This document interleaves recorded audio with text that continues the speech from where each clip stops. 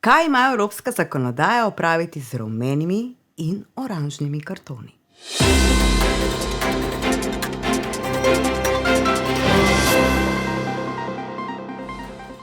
Pozdravljeni v evropskih stoječih novicah. Zakonodaja Evropske unije je popularna tema razprav v lokalih, kjer večina zna povedati, da so zakoni tako ali tako za nič, a kako pravzaprav dobimo te zakone in kdo je kriv zanje? Da do novega zakona sploh pride, mora najprej nekdo imeti idejo, napisati predlog in ga uradno vložiti ter doseči sprejetje tega zakona. Edina, ki ima uradno pravico do zakonodajne pobude, je Evropska komisija. To pa ne pomeni, da je edina, ki išče področja, ki zahtevajo nove zakone. Tudi druge institucije imajo možnost predlagati svoje ideje. Če večina v Evropskem parlamentu sklene, da je za doseganje ciljev potrebna skupna zakonodaja, lahko na komisijo naslovijo zahtevo za oblikovanje predloga zakona.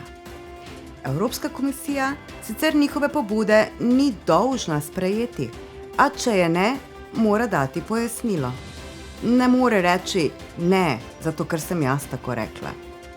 Svet Evropske unije prav tako lahko na komisijo naslovi prošnjo, da razišče, ali bi bila skupna zakonodaja glede določenega vprašanja smiselna. Če Evropska komisija predlog sprejme kot smiseln, pripravi predlog zakona.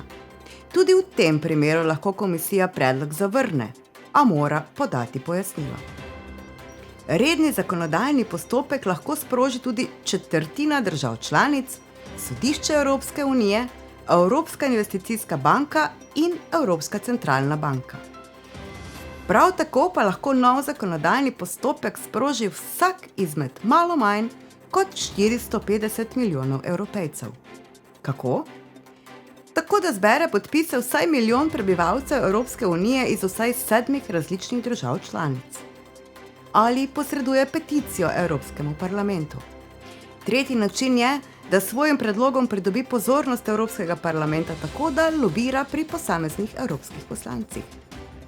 Ko Evropska komisija sprejme iniciativo, začne zbirati podatke. V ta postopek so vključeni strokovnjaki, mednarodne in tudi nevladne organizacije. Zagotovo ste že vsi slišali za izraza bela knjiga in zelena knjiga. Ko gre za zeleno knjigo, to pomeni, da so v razpravo vključene ustrezne evropske institucije in posamezniki. Pri beli knjigi je razprava širša in vključuje publiko, deležnike, Evropski parlament in Svet Evrope. Takšna je bila recimo bela knjiga o prihodnosti Evrope. Komisija pripravi oceno o morebitnem učinku na gospodarstvo, socialno varstvo in okolje. V ta namen izda oceno učinka, v kateri opredeli možne prednosti in slabosti predloga. Predlog zakonodaje komisija nato pošlje v Evropski parlament, Svetu Evropske unije in vsem nacionalnim parlamentom držav članic. Če se Evropski parlament in Svet Evropske unije s predlogom strinjata, je zakon sprejet. Če ne, se začne vrteljak. Če se parlament ne strinja v celoti, lahko pripravi amandma, ki ga pošlje Svetu Evropske unije. Če se Svet Evropske unije strinja s to verzijo zakonodaje, je sprejeta. Če ne, lahko sam pripravi amandmaje in jih pošlje nazaj v parlament. Parlament se lahko strinja ali pa pripravi nov amandma in ga ponovno pošlje nazaj k Svetu Evropske unije. Če instituciji v drugi obravnavi ne dosežeta dogovora, se skliče spravni odbor. Če je besedilo, o katerem se uskladi spravni odbor, v tretji obravnavi sprejemljivo za obe instituciji, je zakonodajni akt sprejet.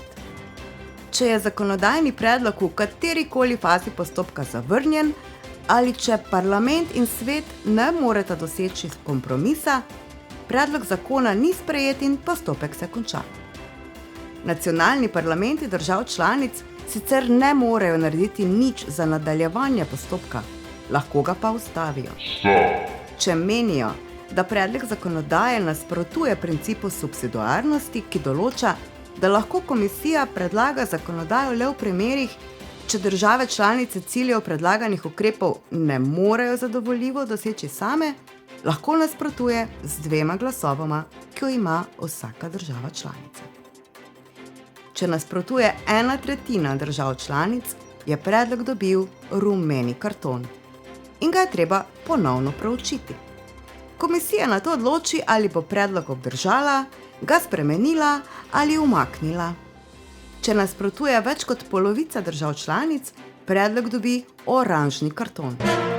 V tem primeru, če komisija želi predlog obdržati, mora pojasniti, zakaj.